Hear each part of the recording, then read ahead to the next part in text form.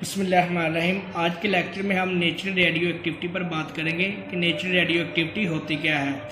सबसे पहले ये समझ लें कि ऐसे एलिमेंट जिनका एटॉमिक नंबर 82 और इससे ग्रेटर हो, इनके 82 और इससे ग्रेटर हो, तो वो कुदरती तौर पर नेचुरली अनस्टेबल होते हैं। तो वो अपने आप को स्टेबल करने के लिए अपने न्यूक्लियस को ब्रेक करते हैं ताकि वो स्टेबिलिटी गेन कर लें और अनस्टेबल से स्टेबल न्यूक्लियाई में कन्वर्ट हो जाते हैं बाय इमिटिंग सम रेडिएशंस। मिसाल के तौर पर ये मेरे पास एक रेडियो एक्टिव एलिमेंट है, तो ये अनस्टेबल है। से हमारे पास एक ये रेडियो एक्टिव एलिमेंट है, ये अनस्टेबल है और इसका एटॉमिक जो नंबर है वो 82 से ग्रेटर है। तो ये अपने आप को स्टेबल बनाने के लिए डिसइंटीग्रेट होगा, तो इसमें से कुछ रेडिएशन इमर्स होंगी और वो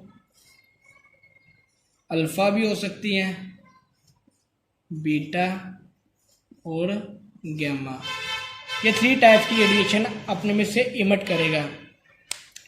तो ऐसे एलिमेंट को हम कहते हैं रेडियो एक्टिव एलिमेंट, और ये इसको डिके होने के लिए किसी चीज़ की ज़रूरत नहीं पड़ती, ये खुद ब खुद डिसइंटीग्रेशन होती है, क्योंकि नेचुरल रेडियो एक्टिविटी मतलब ये स्पॉन्टेनियस प्रोसेस है, खुद ब खुद। तो इसकी कुछ प्रॉपर्टीज़ हैं। It is a spontaneous process, यानी कि डिसइंटीग्रेट होने के लिए कोई ज़रूरत नहीं पड़ती, ये खुद ब खुद ही होता है। और ये दूसरी, it is not affected by physical और केमिकल स्टेट्स, यानी कि ये फिजिकल और केमिकल स्टेट्स पर भी यानी कि कोई अफेक्टेड नहीं होता फिजिकल और केमिकल स्टेट से।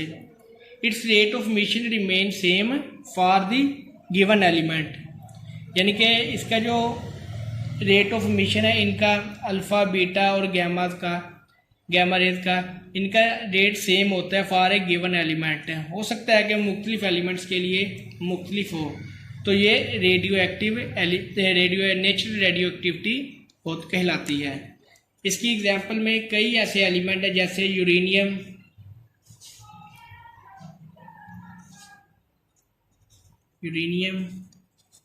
इसकी एग्जांपल जो रेडियो एक्टिव एलिमेंट है यूरेनियम, रेडियम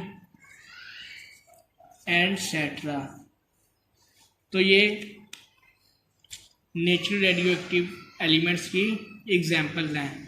तो आज हम डिस्कस भी करेंगे कि ये किस तरह, यानी कि नेचुरल रेडियो एक्टिविटी का एक एक्सपेरिमेंट आपको दिखाएंगे जिससे आपको नेचुरल रेडियो एक्टिविटी का पता चल जाएगा। अब फिलहाल यही समझ लें कि रेडियो एक्टिव एलिमेंट खुद ब खुद डिके होता है। ऐसा रेडियो एक्टिव एलिमेंट वो होता है जिसका एटॉमिक नंबर 82 या 82 से ग्रेटर हो, तो ये रेडियो एक्टिव एलिमेंट होता है, ये खुद ब खुद डिके होता है। तो इस प्रोसेस को हम कहते हैं नेचुरल रेडियो एक्टिविटी। जैसे कि हम बात कर चुके कि जो नेचुरल रेडियो एक्टिविटी है वो यानी कि किस तरह उसके मतलब हम बात कर चुके हैं उसका इंट्रो में।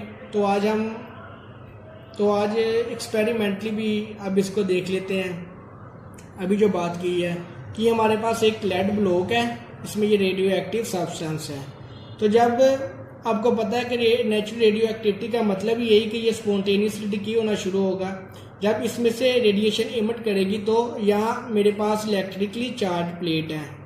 तो ये देखा एक्सपेरिमेंट से, ये ऑब्जर्व किया कि कुछ एक रेल तो ऐसी है जो सामने जो डिफ्लेक्ट होती नहीं है, वो सीधी ऐसे ही गुजर जाती है। तो इस पर कोई चार्ज नहीं होता, वो गैमा रेज है। ये मेरे पास एक लेड ब्लॉक है, इसमें रेडियो एक्टिव सब्सटेंस है। तो यहाँ इलेक्ट्रिकली चार्ज प्लेट है। जब ये स्पॉन्टेनियसली डिके होगा तो इसमें से जो रेडिएशन पास होंगी वो इसमें से इलेक्ट्रिक फील्ड से पास होंगी। तो ये कुछ रेडिएशन वो डिफ्लेक्ट हो जाएंगे toward upper side, toward lower side, और कुछ ऐसी होंगी जो इधर सामने गुजर जाएंगी।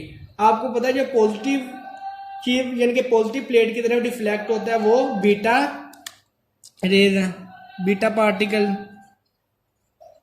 और जो नॉन डिफ्लेक्टिंग है वो गैमा रेज, और जो पॉजिटिव से नेगेटिव की तरफ डिफ्लेक्ट हो रहा है वो अल्फा रेज या अल्फा पार्टिकल है।